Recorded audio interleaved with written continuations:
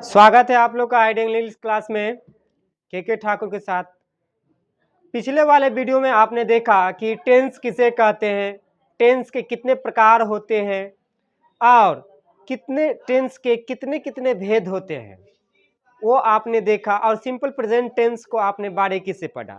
अब present tense के जो दूसरा रूप है प्रेजेंट कंटिन्यूअस टेंस, उसको इस वीडियो में वहां से हम कंटिन्यू करने जा रहे हैं। तो आइए एक एक करके हम देखते हैं बारीकी के साथ प्रेजेंट कंटिन्यूअस टेंस को। प्रेजेंट कंटिन्यूअस टेंस अपूर्ण वर्तमान काल, इसका हिंदी होता है अपूर्ण वर्तमान काल। अपूर्ण मतलब जो काम वर्तमान में हो रहा है, अभी हो रहा है, और पूर्ण रूप से नहीं हो रहा है बल्कि अपूर्ण रूप से हो रहा है। पूरी तरीके से कोई भी काम नहीं हो रहा है वर्तमान में, बल्कि काम तो हो रहा है अभी वर्तमान में, लेकिन पूर्ण रूप से नहीं हो रहा है। समझे? उसी को कहा जाता है अपूर्ण। और समय मतलब हुआ काल, तो उसी को कहा जाता है अपूर्ण काल। समझ गए? अपूर्ण वर्तमान काल। देखिए प्रेजेंट कंटिन्यूअस टेंस का पहचान, आप बहुत सारे भाषाएं होते हैं, बहुत सारे लैंग्वेजेस से पूरे दुनिया में, सब भाषा में अलग अलग तरीके से किसी भी ग्रामेटिकल चैप्टर को पढ़ाया जाता है, या टेंस हो, नाउन हो, वॉइस हो, कोई भी चैप्टर हो। लेकिन हमारी हिंदी का तो शान ही कुछ अलग है। तो देखते हैं बारीकी से। आपने देखा था पिछले वाले क्लास में, वीडियो में, कि सिंपल प्रेजेंट टेंस का पहचान क्या होता है। तो आपने देखा था कि जिस हिंदी वाक्य के अंत में ता है, ते है, ती है जैसा शब्द लगा रहेगा तो उसे सिंपल प्रेजेंट टेंस का वाक्य माना जाएगा। लेकिन प्रेजेंट जो अगला जो है प्रेजेंट कंटिन्यूअस टेंस, इसका मतलब होता है अपूर्ण वर्तमान काल, अर्थात इसका पहचान होता है जिस हिंदी वाक्य के अंत में रहा है, रहे हैं, कौमा, रही है। ध्यान रखिएगा, दुनिया का कोई भी वाक्य हो जिसके अंत में रहा है, कौमा, रहे हैं, कौमा, रही है जैसा शब्द लगा रहेगा तो आप समझिएगा यह वाक्य जो है प्रेजेंट कंटिन्यूअस टेंस का है। समझे? तो आइए देखते हैं। अब प्रेजेंट कंटिन्यूअस टेंस के अंतर्गत कुछ हेल्पिंग वर्ब का भी प्रयोग किया जाता है, जिसमें आपको 3 हेल्पिंग वर्ब्स होते हैं प्रेजेंट कंटिन्यूअस टेंस के अंतर्गत। पहला है is, am, are plus V4, अर्थात मतलब प्रेजेंट कंटिन्यूअस टेंस का जो वाक्य होता है उसका प्रयोग जब हम करते हैं वाक्य में इज, एम, आर का, तो उसके साथ हमेशा ही वर्ब का चौथा रूप प्रयोग किया जाता है। कौन सा रूप? चौथा रूप प्रयोग किया जाता है प्रेजेंट कंटिन्यूअस टेंस के वाक्य को बनाने के लिए। समझे? तो आइए देखते हैं एक एक करके कि प्रेजेंट कंटिन्यूअस टेंस का वाक्य और स्ट्रक्चर कैसे होते हैं। इसमें जो हेल्पिंग वर्ब है is, am, are plus V4, इसका प्रयोग किस तरीके से, कौन कौन कर्ता के साथ और कैसे किया जाएगा, इन सब चीजों को एक एक करके हम आज देखेंगे बारीकी से। तो आप लोग भी बढ़िया से देखें और एक एक चीज को आप बारीकी से नोट्स करें अपने नोटबुक में, ताकि आपको किसी भी तरीके का दिक्कत ना हो प्रेजेंट कंटिन्यूअस टेंस के अंतर्गत। तो आइए देखते हैं। प्रेजेंट कंटिन्यूअस टेंस के अंतर्गत 3 हेल्पिंग वर्ब का प्रयोग किया जाता है। पहला होता है इज, एम, आर।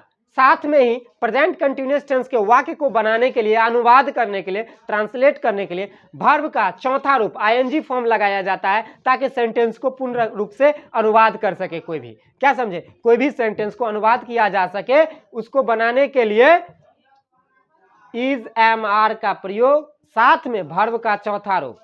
कौन सा रूप? चौथा रूप। तो आइए देखते हैं।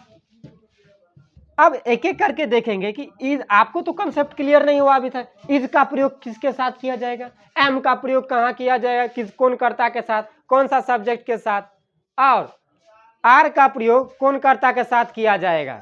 तो आइए एक एक करके हम देखेंगे। इज का प्रयोग he, she, it, this, that. He, she, it, this, that, कोई एक नाम, दुनिया का कोई भी व्यक्ति हो, एक हो, उसके साथ हम इज का प्रयोग करते हैं। जैसे राम, मोहन, पूजा, लड़का हो या लड़की, कोई फर्क नहीं पड़ता, तो एक हो। लेकिन तो राम कितना है? एक है। तो यह नहीं कि राम लिखे तो सिर्फ राम के साथ ही इज का प्रयोग, कोई भी नाम के साथ। रोहन, मोहन, सोहन, रामचंद्र, लखन, लक्ष्मण, कोई भी नाम हो, सभी के साथ इज का प्रयोग किया जाएगा। पूजा, बॉय, कोई एक लड़का है ना, बॉय मतलब क्या होता है, एक लड़का, बॉयज मतलब लड़के होते हैं, जो कि जिसके साथ आर का आगे देखेंगे। गर्ल एक लड़की है, बुक, पेन, टेबल, कोई भी चीज हो, एक के बात में समझिए, दुनिया का कोई भी चीज हो, अगर एक है, एक चीज है, तो उसके साथ इज का प्रयोग करेंगे। क्लियर है? तो आइए देखते हैं अगला, एम का प्रयोग। एम का प्रयोग सिर्फ आई कर्ता के साथ, सब्जेक्ट आई के साथ किया जाएगा, दूसरे चीजों के साथ नहीं किया जाएगा।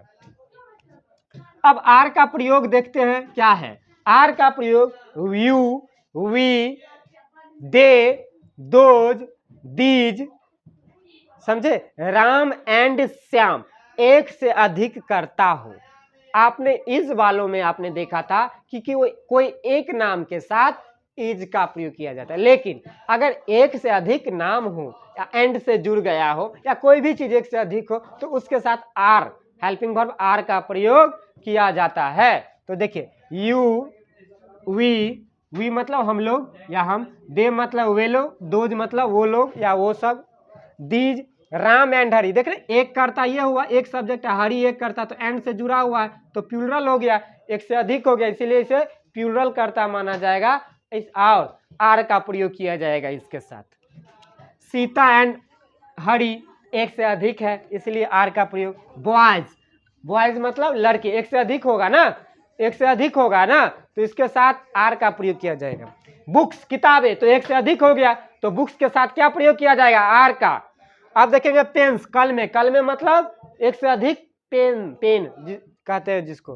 काव, काव मतलब गाय होता है, लेकिन एस लगा है काउस, तो प्लूरल फॉर्म में हो गया, एक से अधिक प्लूरल नंबर, तो इसलिए इसके साथ आर का प्रयोग किया जाएगा। टेबल मतलब एक टेबल है, टेबल्स मतलब एक से अधिक, तो इसलिए इसके साथ आर का प्रयोग। आशा है कि आपको इज, एम, आर तीनों का प्रयोग आपको बारीकी से समझ में आया है। आइए देखते हैं स्ट्रक्चर कैसे बनाया जाता है प्रेजेंट कंटिन्यूअस टेंस के अंतर्गत। तो देखिए, प्रेजेंट कंटिन्यूअस टेंस के अंतर्गत या कोई भी टेंस हो, सभी टेंस में आपको स्ट्रक्चर बनाना अति आवश्यक होता है। तो देखिए, तो पहले आपने देखा था पिछले वाले क्लास में कि स्ट्रक्चर कैसे बनाया जाता है, ठीक उसी तरीके से प्रेजेंट कंटिन्यूअस टेंस के अंतर्गत इसका स्ट्रक्चर कैसे बनेगा। तो देखिए, सब्जेक्ट प्लस, पहले लेंगे पॉजिटिव स्ट्रक्चर, पॉजिटिव मतलब सकारात्मक होता है, positive, negative, interrogative, double interrogative क्या होता है, इसके लिए आप सेंटेंस का चैप्टर देखें, सेंटेंस जो है, सेंटेंस का वीडियो आपको चैनल पर मिल जाएगा, आप जाके चेकआउट कर लीजिए, या डिस्क्रिप्शन में लिंक आपको मिल जाएगा। देखिए, पहला है पॉजिटिव, तो पहले लेंगे सब्जेक्ट प्लस इज या एम या आर, अर्थात कर्ता के अनुसार इज का प्रयोग, जिसके साथ इज लगेगा इज का प्रयोग करेंगे, जिसके साथ एम का प्रयोग होगा एम का प्रयोग करेंगे, जिसके साथ आर का प्रयोग होगा आर लगाएंगे, प्लस वर्ब का चौथा रूप आईएनजी फॉर्म लग जाएगा सभी में प्रेजेंट कंटिन्यूअस टेंस के अंतर्गत, प्लस ऑब्जेक्ट। क्लियर है? निगेटिव में नॉट लग जाता है, बस यही अंतर है। इंट्रोगेटिव में क्या लग जाता है शुरू में, डबल इंट्रोगेटिव में WH वर्ड वाला लग जाता है, क्यों, कैसे, कब, कहाँ, कैसे, ये सब लग जाता है WH वर्ड। उसे WH वर्ड फैमिली का हिंदी कहते हैं। कैसे क्या हुआ, कैसे का इंग्लिश क्या होगा, हाउ, तो क्वेश्चन वर्ड कहिए या WH वर्ड कहिए। अब देखिए निगेटिव में, negative structure subject plus is, am, are plus not plus V four plus object, कर्ता के अनुसार इज, एम, आर का प्रयोग करेंगे, जिसके साथ जो लगेगा उसका प्रयोग करेंगे, प्लस नहीं लगा रहेगा नॉट का प्रयोग करेंगे, plus V four plus object जो कहते हो प्रयोग करेंगे। अब आइए इंटेरोगेटिव, प्रश्नवाचक वाक्य या उसका स्ट्रक्चर देखते हैं। इंटेरोगेटिव स्ट्रक्चर आपको पता ही, इंटेरोगेटिव स्ट्रक्चर में हेल्पिंग वर्ब जो होता है जिस टेंस का, वो पहले उपयोग होता है, क्योंकि क्या जैसा शब्द लगा रहता है, क्योंकि उस इंटेरोगेटिव सेंटेंस प्रश्न की उत्पत्ति होती है।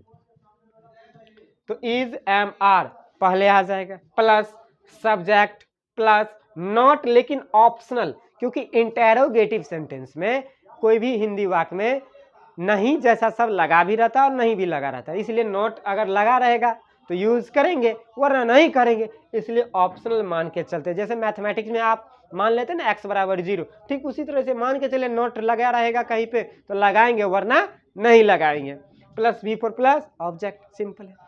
अब डबल इंटेरोगेटिव सेंटेंस या structure, sorry, double interrogative structure जो है, जिसको हिंदी में कहते हैं दोहरा प्रश्नवाचक बनावट, दोहरा प्रश्नवाचक वाक्य का बनावट कहते हैं।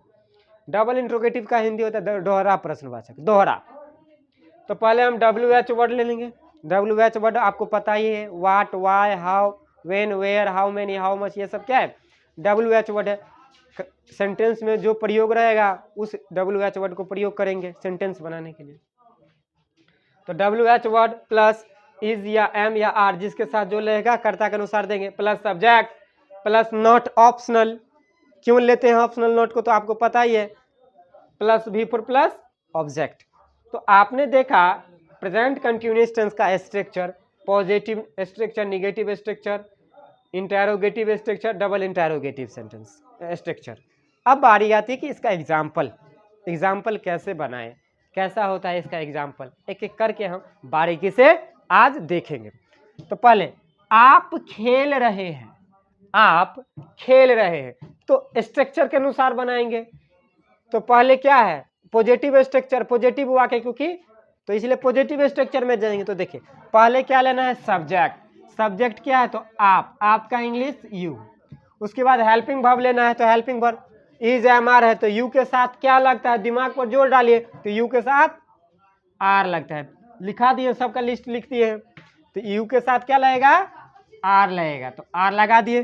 प्लस वर्ब का चौथा रूप, तो खेलना क्या है वर्ब है, तो वर्ब खेलना का प्ले होता है, तो वर्ब का चौथा रूप क्या होगा प्ले का, ING लग जाए तो प्लेइंग हो जाएगा, तो प्लेइंग दे दिए, सिंपल है। ठीक उसी तरह से मैं क्रिकेट खेल रहा हूँ, तो पॉजिटिव वाक्य है, तो देखेंगे सब्जेक्ट आई के साथ क्या लगता है हेल्पिंग वर्ब, तो एम लगता है, तो एम दे दिए। प्लस भी फॉर प्ले मतलब खेलना, तो प्लेइंग, प्लस ऑब्जेक्ट क्या है तो क्रिकेट है, तो क्रिकेट दे दिए। बहुत आसान है आप लोग के लिए, एक एक चीज को बारीकी से देखिए, आपको सब कंसेप्ट दूर हो जाएगा आपका, एक एक करके देखिए। वो खाना खा रहा है, तो ही के साथ क्या लगता है इज लगता है, लिस्ट में तो लिखा हुआ है देख रहे हैं, ही के साथ इज लगता है, तो इज। वर्ब का चौथा रूप ईटिंग मतलब खाना, तो ईटिंग, प्लस ऑब्जेक्ट, तो भोजन को फूड मतलब भोजन होता है, क्लियर है। अगला है सीता वहां नहीं जा रही है, अब निगेटिव आ गया क्योंकि नॉट लग गया, नहीं जैसा शब्द आ गया तो निगेटिव सेंटेंस माना जाएगा, तो निगेटिव में आएंगे इस वाले में आइए। तो देखिए सब्जेक्ट, तो सब्जेक्ट सीता है, तो सीता दे, सीता के साथ क्या लगता है इज, तो इज दे दिए। प्लस नॉट लगा है, तो हाँ लगा इसलिए नॉट दिए। प्लस बिफोर, तो जाना का क्या हुआ गोइंग, प्लस ऑब्जेक्ट तो देयर, वहाँ है लगा हुआ तो देयर लगा दे, क्लियर है। ठीक उसी तरह से अब अब देखिए इंटेरोगेटिव सेंटेंस में क्या होता है, क्या जैसा शब्द शुरू में लगा रहता है वाक्य में। क्या वह पढ़ रही है, तो इंटेरोगेटिव स्ट्रक्चर में आएंगे, तो कर्ता क्या है इसमें वह है, रही है तो मतलब इसका मतलब क्या है लड़की है, स्त्री जाति का है, तो देखेंगे इज, तो इसी के साथ क्या लगता है इज न लगता है, तो इज दे देंगे पहले। उसके बाद सब्जेक्ट क्या है तो वह है, तो सी। प्लस नॉट ऑप्शनल है, नॉट नहीं लगा है तो नहीं लगाएंगे, आगे बढ़ जाएंगे, तो आगे बढ़ गए V4, तो क्या है V4 क्या रीडिंग, क्लियर है। प्लस ऑब्जेक्ट तो है नहीं इसलिए ऑब्जेक्ट का प्रयोग नहीं किया जाएगा। अब देखिए क्या वे लोग वहां नहीं जा रहे हैं, अब नॉट भी लग गया, निगेटिव बन गया, ऑब्जेक्ट भी है इसमें, तो देखेंगे वे लोग है कर्ता, तो कर्ता के अनुसार तो हेल्पिंग वर्ब क्या लगेगा आर लगेगा पहले, तो आर। सब्जेक्ट क्या है तो वे लोग है, तो दे देंगे दे। प्लस नॉट लगा है, तो नॉट लगा इसलिए नॉट दे दिए। प्लस V4 तो गोइंग, प्लस देयर मतलब वहां के लिए, क्लियर है। आप अगला है डबल इंटेरोगेटिव स्ट्रक्चर का सेंटेंस है। आप देखिए आप क्यों जा रहे हैं, तो डबल इंटेरोगेटिव स्ट्रक्चर आ गया, तो आइए देखते हैं। WH वर्ड पहले लेंगे, WH वर्ड क्या है क्यों, तो क्यों का वर्ड मीनिंग क्या होता है, वर्ड क्या होता है वाई, तो वाई क्या हो गया WH वर्ड, तो WH वर्ड दे दिए। उसके बाद क्या है हेल्पिंग वर्ब दे दिए, तो हेल्पिंग वर्ब बिना मतलब का नहीं डाल सकते, कोई भी कर्ता के अनुसार ना देंगे, तो कर्ता क्या आप हैं, तो आपके साथ क्या लगता है आर, तो आर लगा दिए डाल दिए, तो आर। प्लस सब्जेक्ट क्या you, plus not optional, not लगा है नहीं लगा है, प्लस V4 तो गोइंग, प्लस ऑब्जेक्ट नहीं है तो नहीं यूज करेंगे। लास्ट है अगला एग्जाम्पल, सीता और गीता कैसे नहीं खेल रहे हैं, सीता और गीता कैसे नहीं खेल रहे हैं या खेल रही है, बात एक ही है। तो आइए देखते हैं तो पहले क्या WH वर्ड, तो कैसे है, तो कैसे का क्या होगा वर्ड मीनिंग, हाउ, तो हाउ। उसके बाद कर्ता कितना है, एक से अधिक है, तो एक से अधिक के साथ हमने क्या बताया था, आर का प्रयोग किया जाएगा, तो आर प्लस सब्जेक्ट, सब्जेक्ट क्या है, सीता एंड गीता, एक से अधिक है गीता, प्लस नॉट ऑप्शनल है, तो नॉट लगा है, हाँ लगा है, इसलिए नॉट का प्रयोग किया जाएगा, प्लस V4 वर्ब का चौथा रंग प्लेइंग। तो ये हो गया आपका प्रेजेंट कंटिन्यूअस टेंस का पहचान, structure, helping verb is am are का प्रयोग किसके साथ किया जाएगा, किसके साथ नहीं किया जाएगा, कैसे किया जाएगा, स्ट्रक्चर आपने देखा एक एक करके बारीकी तौर पर, और उसके बाद आपने स्ट्रक्चर को बारीकी से देखा, पॉजिटिव क्या होता है स्ट्रक्चर, नेगेटिव स्ट्रक्चर, इंटरोगेटिव और डबल इंटरोगेटिव। उसके बाद आपने देखा कि एग्जाम्पल क्या होता है, क्या क्या होता है, एक एक करके आपने देखा, समझे। ये रहा आपका example, structure, is, helping verb is, am are का प्रयोग, पहचान, एक एक करके आपने देखा कैसे किया जाता है। आशा है कि आपको प्रेजेंट कंटिन्यूअस टेंस बारीकी से आपको समझ में आया। मिलते हैं अगले प्रेजेंट टेंस के भेद, प्रेजेंट परफेक्ट टेंस के साथ अगले वीडियो में। तब तक के लिए थैंक यू, नमस्कार।